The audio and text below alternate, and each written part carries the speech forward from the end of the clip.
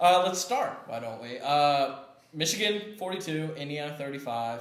As always, Hugh Kellenberger, Andy Graham, Dustin Dopirak, Zachary Osterman. That's nice.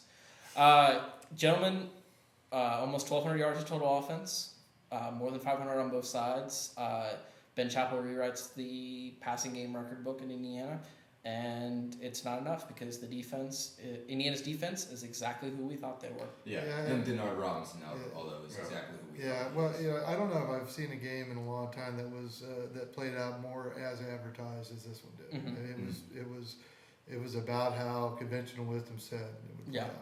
Well, it was hyper true. That's kind of the weird thing about it. Like, Indiana had the ball for 42 minutes in this game, or 41, 43.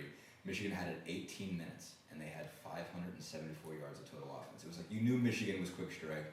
You knew Indiana kind of took their time with intermediate passing routes.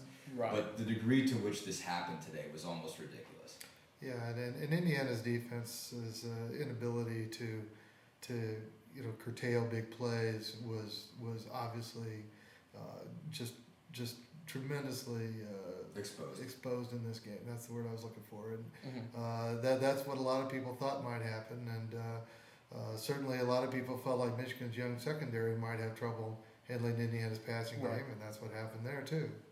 Yeah, you talk about Ben Chappell works Indiana down, ends up scoring a little pass to Darius Willis. Willis ends up carrying a guy, gets past a guy, goes 19 yards for scores, makes it 35-35. A minute 12 left.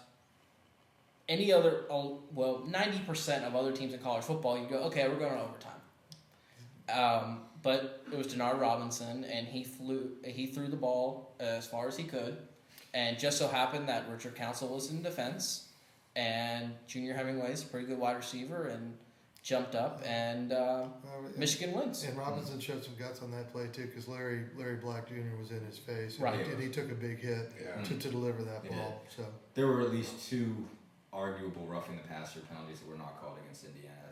I think it was a previous play, previous drive. I think that actually got stopped. Darius Johnson crushed him, but I mean, he obviously throws that ball up in the air, and Council overplayed it. Basically, Council was, I think, so concerned about getting burned.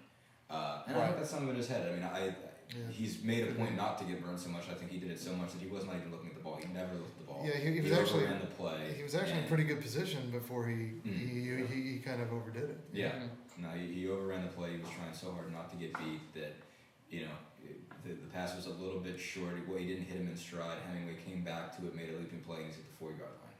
And at that point, you kind of knew. Yeah. The other thing too, I would say, is that Michigan's defense actually made Indiana work for most of its points. I mean, IU converted a couple of fourth downs on that final drive, and Michigan started dropping 8 into coverage more consistently as the game progressed.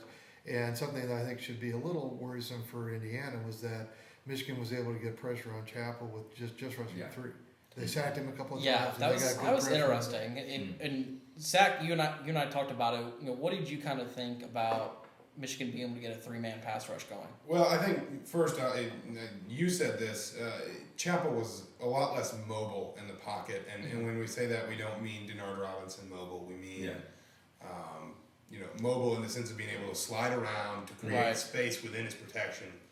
The other thing is, what was it, 98 offensive plays? It's a weird thing to say, but 2 sacks. I mean, 98 offensive plays and 2 sacks. 64 and you say maybe that offense was on the field too much. I mean, you hear about defenses being on the field too much. Maybe it was the other way around, because if you're being asked to defend 64 dropbacks and 98 plays in over 42 minutes. Right. And you're bound to get tired. I don't care how deep you are on your offensive line. Well, and they're not particular. They play 6 linemen. Andrew McDonald, Will Maddie, James Brewer, I think, played every play. Justin McGon started at right guard, Aaron Price at left guard. Damish played some at right guard, McGon played some at left guard. So they kind of have, used the 3 guards, but you're talking about having your tackles go 64 times, dropping back and trying to take on pretty good defensive ends. So let me ask you this, guys. Indiana had a full house today.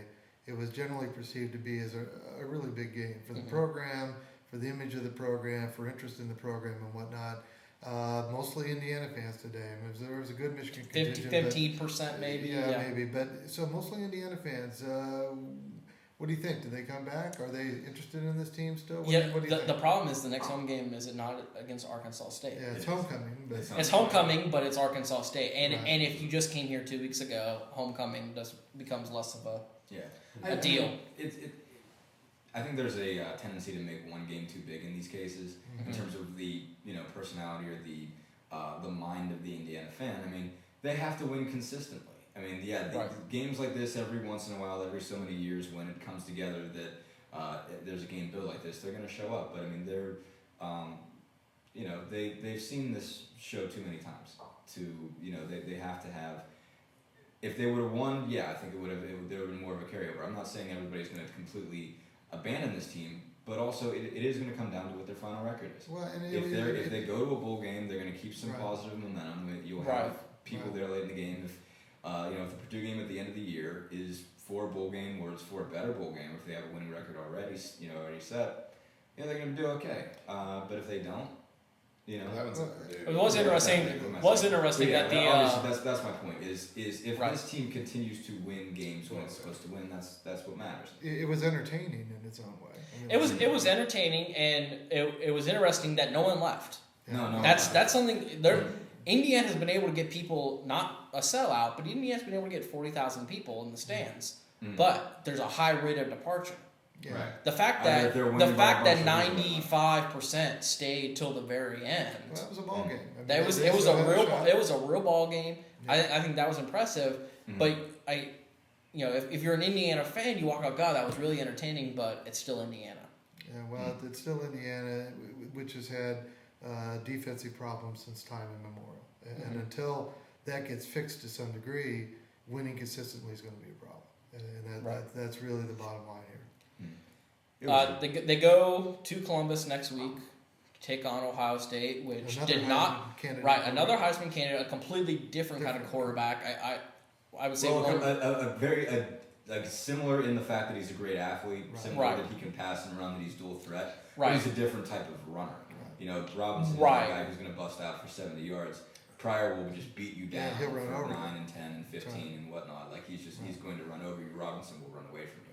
But it is in the same way that it's two guys that can pass on you, can run on you. Maybe even harder to prepare for. Maybe. Well, If you had a guy on your roster that was 6'6" and weighed 240 pounds or whatever and ran a 4.340, you'd probably have him on the field and not on your scout team. That's right. He's faster than he looks. He's so smooth that people don't understand how much speed he really has. Yeah. I mean, as much as Nick Turner came relatively close to giving them an idea what they were going to see in Robinson, because he's fast. Although you could see when Turner was out there the difference, that there's still a significant difference between Robinson and Turner. There was still at least some idea.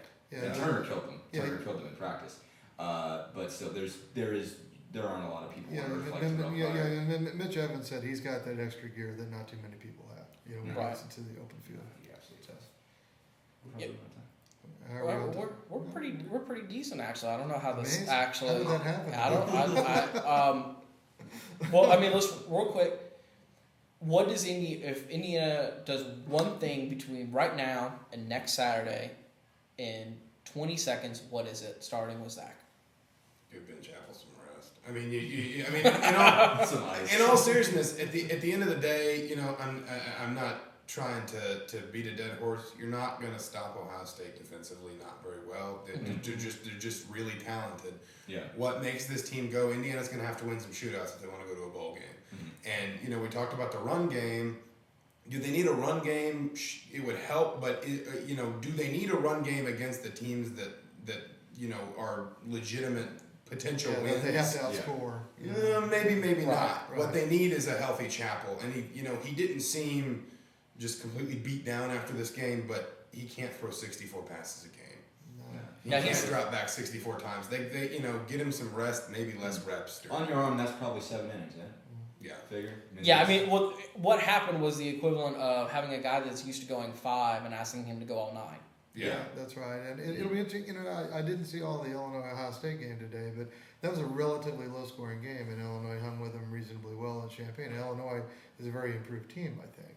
But once again, it's a situation where if Indiana can score a lot of points, which it is capable of doing against most teams, It Who could, knows? it could be. It could be more That's competitive. how it's going to It could be happen. more competitive than some people think. Right. All right. Well, that's it. Thanks for watching.